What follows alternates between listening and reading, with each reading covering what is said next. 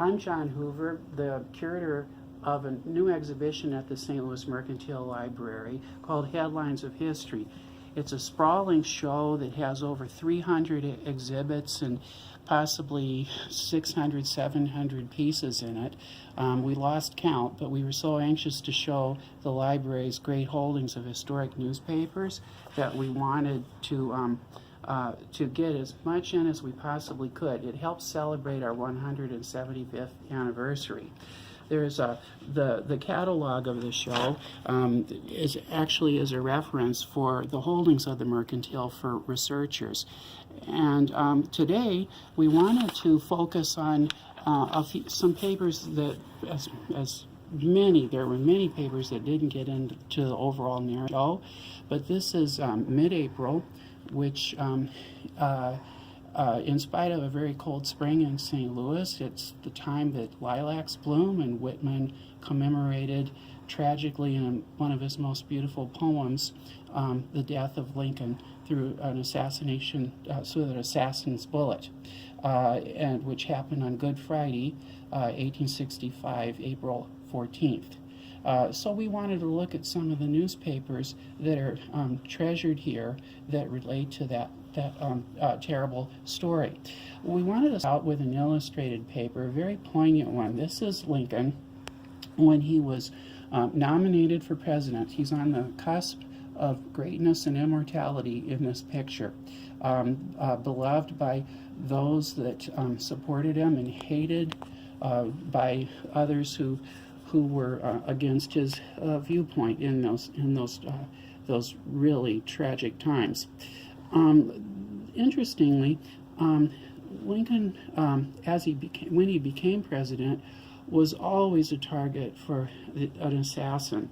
This Western Advocate paper from the time of the election discusses Lincoln's trip to Washington via Baltimore and across the country, almost in a secretive way, to avoid any possible violence or assassination as he took charge of the nation. Fast forwarding to 1865, this paper, a Boston paper, is a special one sheet that came out that discusses Lee's surrender at Appomattox, essentially the end of the Civil War. And this shows Lincoln at this time really almost in a saintly magnificence. He had succeeded. He had kept the nation together and preserved the Union. So this illustration, this paper, really have a great connection to me. But that was an April 10th paper, and the assassination occurred almost on the heels of Appomattox. These are Courier and Ives views of the actual event with John Wilkes Booth shooting Lincoln at Ford's Theater, and then the death scene, which is actually in many ways very, very accurate in terms of how the room looked. Some of the prints in the background actually did exist, like the village blacksmith scene, and very much an apotheosis of a great man's life. The news of the time. These papers, these next few, are what are called first reports. And as you see, this New York Tribune has is lined with black, but the actual news of this paper on Saturday, April 15th, is 4 and 5, which is a full spread, of the actual news, as thorough as possible from this period. So everything was confused in Washington, coming up to New York. This is about as thorough journalism as you would have gotten for the next day reader. Another paper that is a first report in the collection is the Schenectady paper, the Schenectady Daily Evening Star, for also Saturday. You can see the headline, assassination of President Lincoln, 3 exclamation points. It's just such a startling group of phrases that relate to the overall tragic event, and very much would have been on the streets at this time, shocking everyone. This paper, the Caledonian from Vermont, came out a week later. It was a weekly, so this is a first report too, but it came out in its due course of time for this newspaper. Of course, some news of the headline is in the middle of the page. Some of these headlines were really the birth of headlines in newspapers. They don't seem like a lot of the ones we see today, but they certainly had their impact for readers of the time who would have been familiar with turning papers to find the main meat of the newspaper on, say, the second or third page of the paper. The Mercantile has a number of other papers that relate to issues regarding the plot itself and the trial. These papers, this New York Herald, these heralds show that very well in their stories. I'll turn some pages for you for that.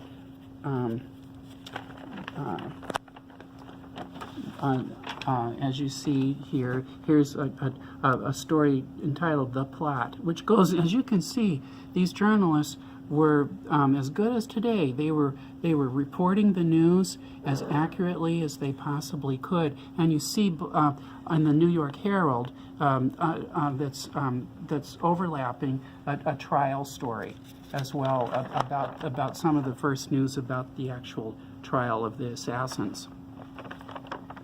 And the next paper again also wants to discuss the actual plot in even greater detail. These are all papers from the spring of 1865. Anywhere from 2 weeks to 4 weeks after the actual assassination. And I think this next paper is very fascinating to me. It shows a discussion of the pardoning of all of what were called the rebels of the South. Remember, Lincoln in his inauguration address had said, "with malice towards none." Well, Andrew Johnson followed up on that quickly. And so here's a story facing off with another story about the political assassins. There'd be no mercy for them, of course, and so they would be able to have the story of their execution in the following paper, this Springfield Republican, as well. So these all give you the sort of the denouement of the story. This paper is very interesting, this Springfield Republican for the spring of 1865. In it actually reproduces some of Lincoln's earlier thoughts about possible assassination. He was resigned to it. You can read that in all of his work. One of the things he would say, well, probably the South, I would bet half of the prairie land of Illinois that they would still be inclined to support me rather than my opponents. So he was sort of joking it off rather than to be assassinated. They would be almost more grateful that he would still be in power. Interesting things at this time. One of the spring papers from the East, and this New Jersey paper from Newark, discusses the trial again in greater depth as it proceeded, as it continued on. We sum up in these final papers with what to do with the bodies of the assassins. So it was everything from beginning to end. This was one of the most thoroughly covered stories in American history up to its day. One of the glories of the Mercantiles collection are all of its illustrated news weeklies and its illustrated newspapers, if you will. And I wanted to show you the reporting that occurred in overseas as well. The grandparent of all of English-speaking illustrated newspapers, of course, is the Illustrated London News. And this paper, about the time of the assassination, really, the news hadn't carried over, the Atlantic cable wasn't laid, so it just wasn't fast yet to do this. So, but they did know, they had an inkling that big things were happening in America, and so here's a full page, front page story on Ulysses S. Grant. It's so that would be about the time of the assassination in America. They were highlighting Grant's successes. When the Illustrated London News got to the assassination, they wanted to let their readers know that Andrew Johnson had taken charge of the nation. But this is a very poignant scene. And at St. James Court, there was a great event of condolence in London for Lincoln and the American people. So these are British people, all supporting America. It has sort of eerie connections to 9/11, doesn't it? You know, the way that this was again one of the tragic events of all English-speaking people's time. But of course, in America, the great paper, the staunch Republican illustrated newspaper of its day and of Lincoln's time was Harper's Weekly. We started with Harper's Weekly with that poignant 1861 beardless Lincoln, and now we have a scene of the assassin himself in a sort of peacock-like, with his, gilded and looking so proud as an actor. So this would have been one of his stage pictures, John Wilkes Booth, and so that's on the cover of the issue for April 29th, 1865, and that's when coverage in the illustrated papers really started to take off. I'll turn the pages of some of the scenes that Harper's wanted to show, and of course there's another assassination scene, a famous one from the back, and then the assassin's escape, and so this is sort of a newsreel of its day in paper. This great centerpiece of the nation grieving, Lincoln's catafalque, is very, very, very emotional. It would have been to the readers in 1865. And going further, there's other news of the day and continued operations in the South for the war. Next issue, May 13th, 1865, Andrew Johnson has become president, so that's similar to the picture that you saw in the London Illustrated News. And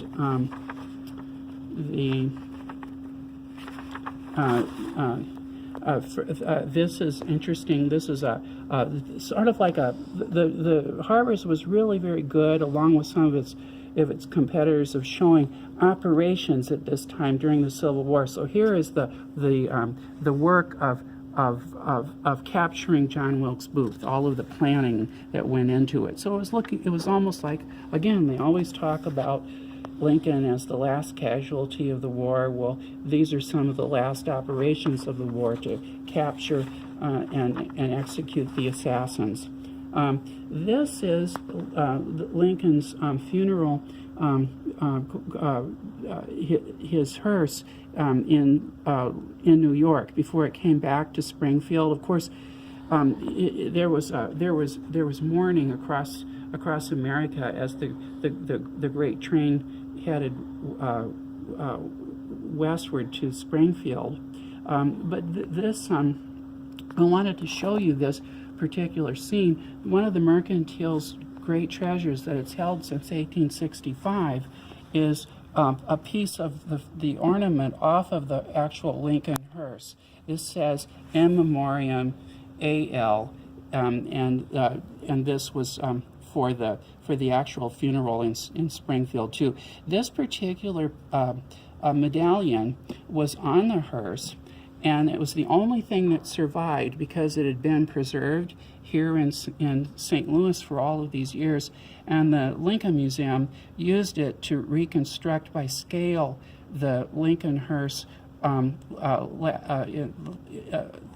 this past few years for their commemorations of Lincoln. And this and a photograph and one more medallion that did survive were the ways in which the entire hearse could be constructed. And this is an actual piece of the crepe from the Lincoln hearse that we also preserve here at the library.